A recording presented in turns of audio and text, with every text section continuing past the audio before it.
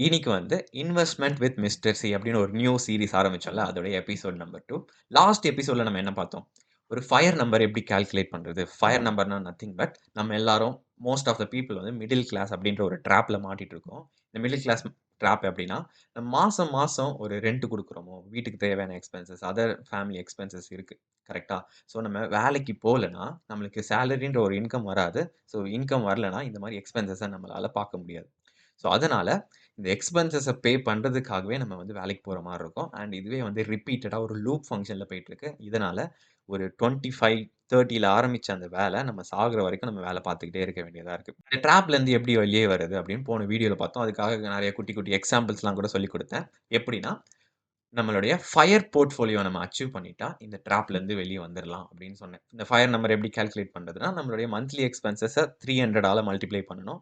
இல்லன்னா annual எக்ஸ்பென்சஸ 12ஆல multiply பண்ணா, நம்மளுக்கு ஃபயர் நம்பர் கிடைச்சிரும்.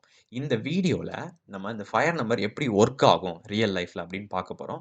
அது மட்டும் இல்லாம, போன வீடியோல வந்து 2, 3 டவுட் கேட்டிருந்தாங்க. அதாவது இன்ஃப்ளேஷன் அஃபெக்ட் ஆச்சுன்னா, இந்த ஃபயர் நம்பர் ஒர்க் ஆகுமா? ஸோ அதையும் நான் அட்ரஸ் பண்றேன். அதாவது சிம்பிளா சொல்லணும்னா, ஃபயர் நம்பர நம்ம இன்னைக்கு கால்குலேட் பண்றோம். 2025 பட் நம்ம ரிட்டயர் ஆக போறது வந்து ஒரு 5 இயர்ஸோ, 10 இயர்ஸ் கழிச்சு. ஸோ இன்னைக்கு நான் பண்ற நம்பர வச்சுட்டு, ஒரு 5 இயர்ஸ், 10 இயர்ஸ் கழிச்சு என்னால ரிட்டயர் ஆக முடியுமா? அப்படின்னு டவுட்ஸ் கேட்டிருந்தீங்க. ஸோ அத வந்து நம்ம சிமுலேஷன் பண்ணி பார்க்கலாம்.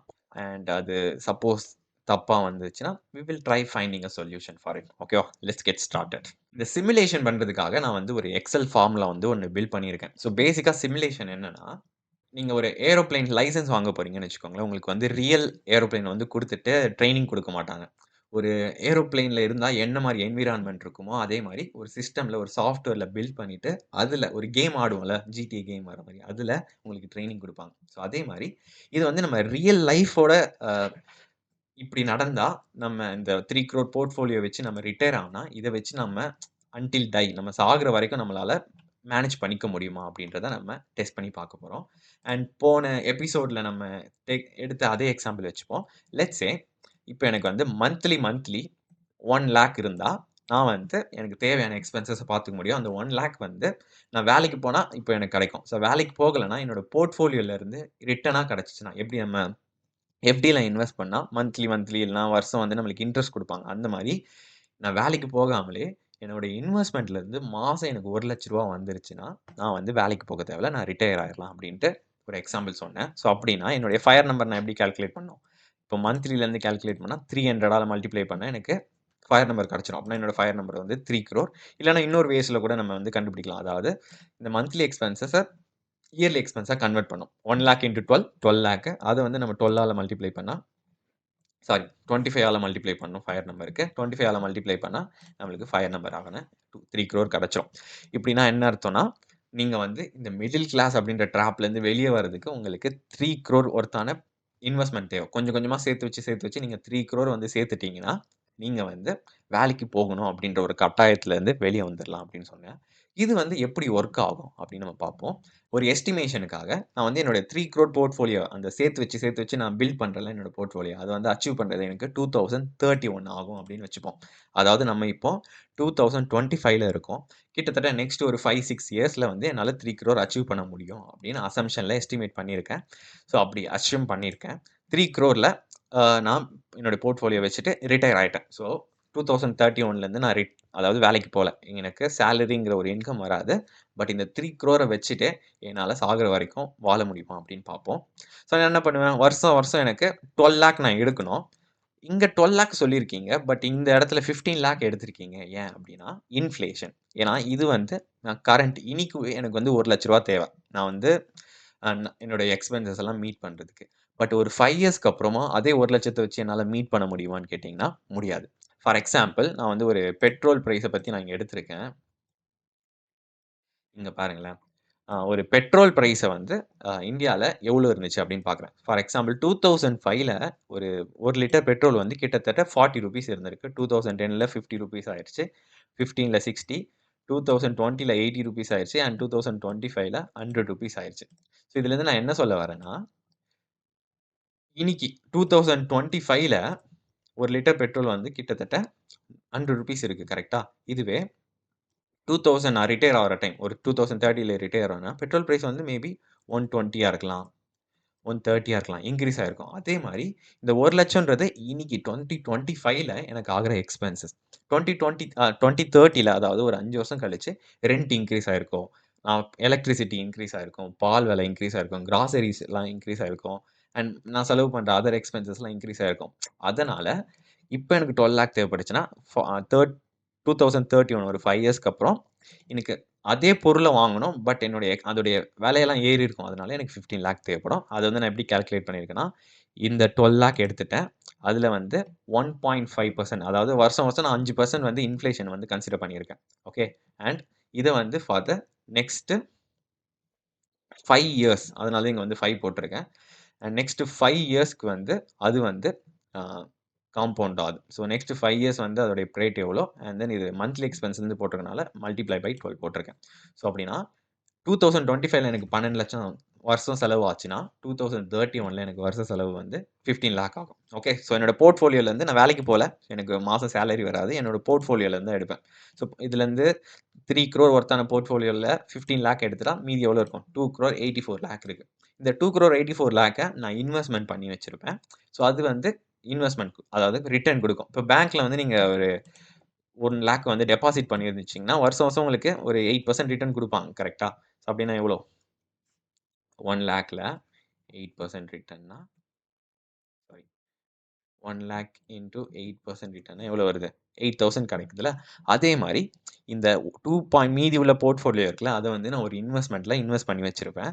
அதுல இருந்து மினிமமா நான் ஒரு 10% ரிட்டர்ன் எதிர்பார்க்குறேன். ஓகேவா? நான் வந்து mutual funds, fixed deposit, gold அப்படின்னு டிஃபரெண்ட் அசெட் கிளாஸ்ல யுஎஸ் ஸ்டாக்ஸ் அப்படின்னு டிஃபரெண்ட்ல இன்வெஸ்ட் பண்ணியிருப்பேன். ஸோ ஆன் அன் ஆவரேஜ் 10லேருந்து 12% வரைக்கும் கிடைக்கும் நம்மளுக்கு இன்வெஸ்ட்மென்ட் ரிட்டர்னா. நான் வந்து கம்மியாவே 10%ஆ எடுத்திருக்கேன்.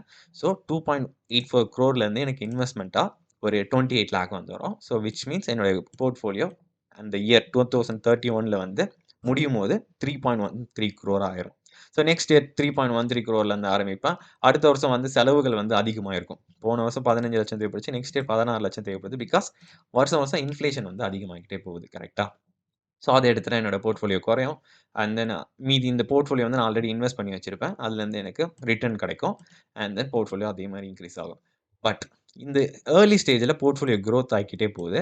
பட் ஒரு பாயிண்ட்க்கு அப்புறம் போர்ட்ஃபோலியோ வந்து குறைஞ்சுக்கிட்டே போகும். ஃபார் எக்ஸாம்பிள் 2066ல இருந்து லைக் இந்த இதுல 2060ல இருந்து போர்ட்ஃபோலியோ வந்து குறைஞ்சுக்கிட்டே போகுது. பிகாஸ் இன்ஃப்ளேஷன் வந்து அதிகமாகிக்கிட்டே போகுது. பட் அதுக்கேத்த மாரி என்னுடைய ரிட்டர்ன் வந்து கிடைக்கல. அதனால போர்ட்ஃபோலியோ கொஞ்சம் கொஞ்சமா குறையுது.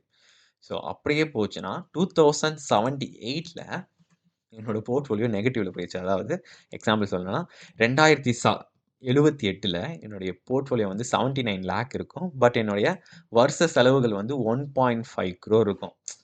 இத இன்னொரு வேர்ட்ல சொல்லணும்னா, இன்னைக்கு வந்து 12,00,000ன்ற ஒரு எக்ஸ்பென்சஸ் 2078ல 1.5 crore வந்து சமமானது. ஓகேவா? அப்டின்னா என்கிட்ட இருக்க போர்ட்ஃபோலியோ 79,00,000 தான். அதுலருந்து நான் எப்படி 1.5 crore வந்து செலவு பண்ண முடியும்? அதனால இது வந்து நெகட்டிவ்ல போயிருச்சு. நெகட்டிவ் போயிருச்சுன்னா, நம்ம வந்து கடன் வாங்குற மாரி ஒரு சொல்யூஷன் போயிரும். நம்ம வயசு வந்து அந்த டைம்ல எனக்கு 78, 79 இருக்கும்.